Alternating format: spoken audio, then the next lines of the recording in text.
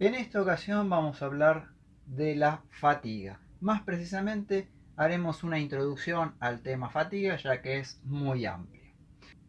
Una pieza que rompe por fatiga lo hace debido a una fractura progresiva que va creciendo a lo largo de la pieza y que tiene como fuente de inicio un lugar donde hay concentración de tensiones.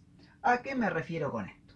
Dentro de la estructura general de la pieza habrá sectores que reúnen ciertas características para que se concentren tensiones mayores a las habituales si la estructura tuviera una conformación completamente homogénea. Esos lugares donde se concentran tensiones de mayor valor se pueden deber a diferentes motivos, que están enunciados aquí debajo.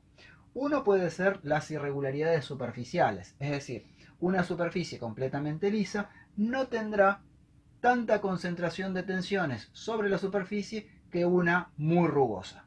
Por otro lado tenemos los cambios bruscos de forma y de sección.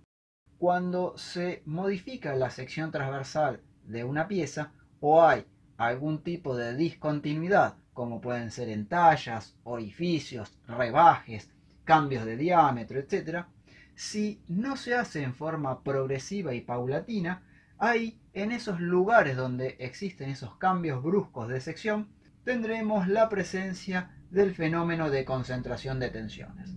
Durante el fundido o colado de piezas puede ocurrir que pequeñas porciones de escoria queden incluidas dentro de la masa del material que se deseaba obtener. Por lo tanto, las inclusiones de escoria producen discontinuidades, pero esta vez internas a la pieza y que obviamente en la gran mayoría de las ocasiones es invisible desde el exterior. Esas situaciones también generarán posibilidades de concentración de tensiones dentro del material.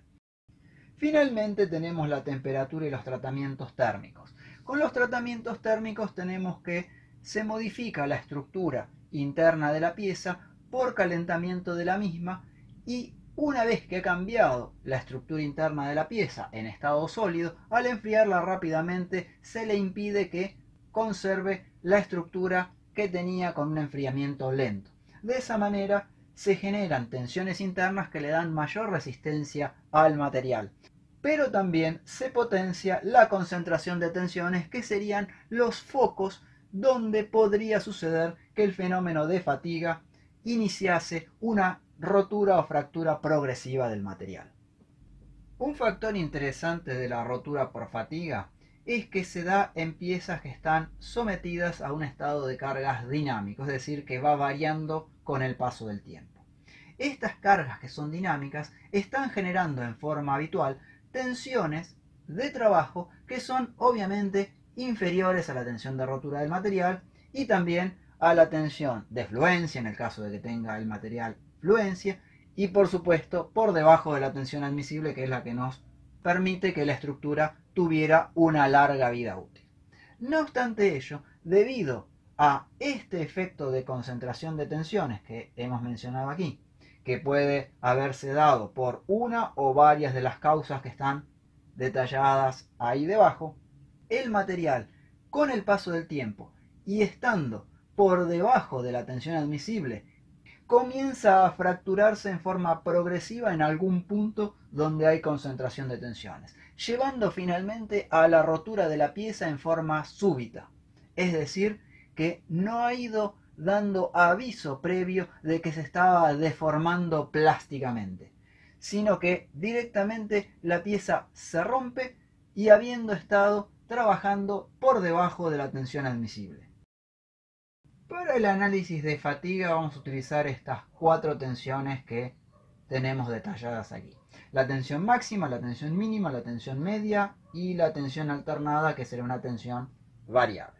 Vamos a ir definiendo cada una de ellas, pudiendo ser cualquiera de estas tensiones, tanto normal como tangencial.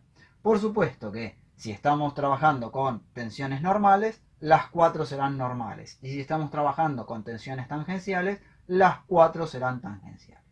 Vamos a definir la tensión máxima. La tensión máxima será la tensión que se halla en el valor superior. ¿A qué me refiero con el valor superior? O será el valor máximo de los valores positivos de tensión o será el menos negativo de los valores de tensión. Es decir, que cuando nosotros realicemos un gráfico, será el valor de tensión que se ubique más arriba en dicho gráfico según la escala que estemos utilizando. En cambio, la tensión mínima será el valor más bajo que tengamos en nuestro gráfico de tensiones. Es decir, podría ser el menor valor de los positivos que tengamos o el más negativo de todos. La tensión media, como su nombre lo indica, va a ser el promedio aritmético entre estas dos tensiones que están aquí arriba. Y finalmente la tensión alternada va a ser la diferencia entre este valor medio y cualquiera de los dos extremos, ya que este se va a hallar justamente equidistante entre estas dos. Por una cuestión de comodidad voy a trabajar con tensiones sigma, pero como he mencionado anteriormente, perfectamente podrían emplearse tensiones del tipo tangencial tau. En este pequeño esquema podemos ver los 4 tipos de tensiones que he detallado anteriormente. Aquí tenemos en un eje vertical donde ubicaríamos la magnitud de la tensión normal, en este caso sigma, para arriba las positivas, para abajo las negativas. En el eje horizontal tendríamos la cantidad de ciclos que se van repitiendo las distintas tensiones que están aplicadas sobre la pieza. El valor que está más arriba de todo sería la tensión máxima. Si el gráfico estuviera aquí debajo, de todos modos la tensión máxima sería la que se ubica más arriba. Luego tenemos la tensión mínima, que como puede apreciarse es la que se ubica más abajo del diagrama de tensiones.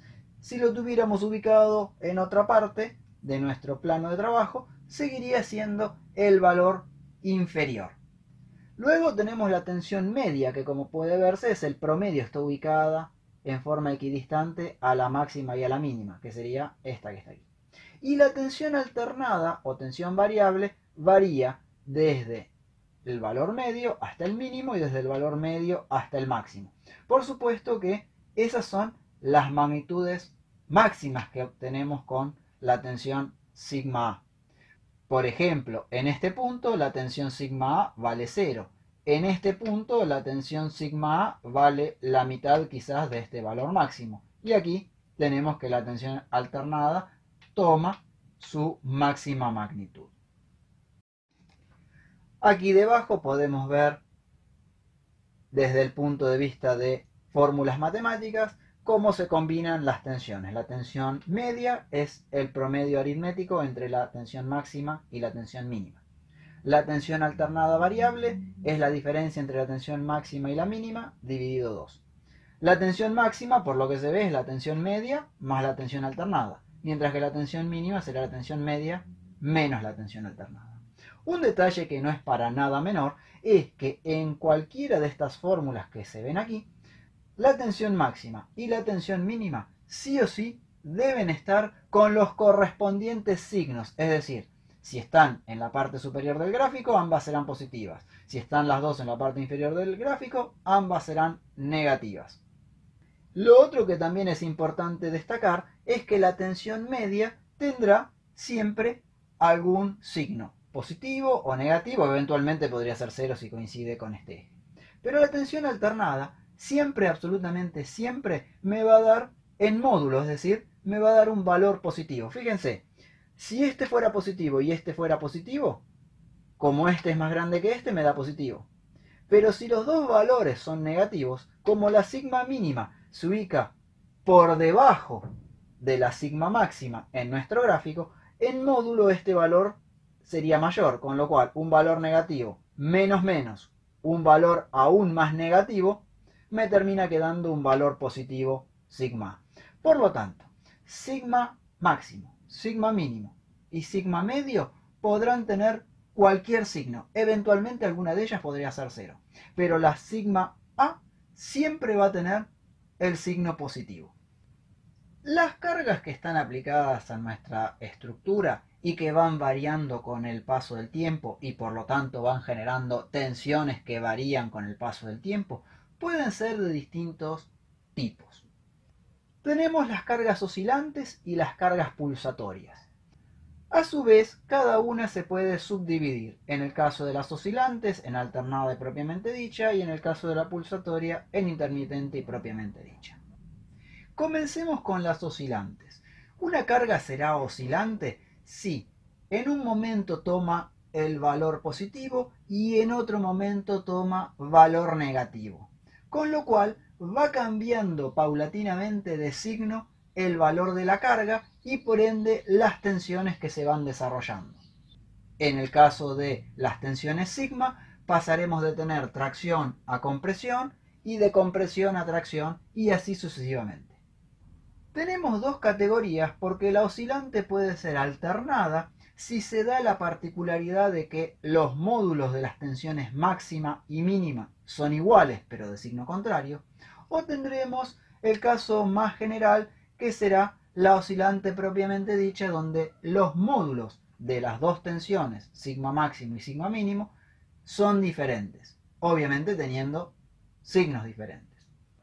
En el caso de las cargas pulsatorias, la característica que la define es que las tensiones siempre son del mismo signo, tanto en su valor máximo como en su valor mínimo. Eventualmente alguno de los dos extremos puede ser cero, pero siempre la carga va a ir variando dentro de un mismo signo de tensión.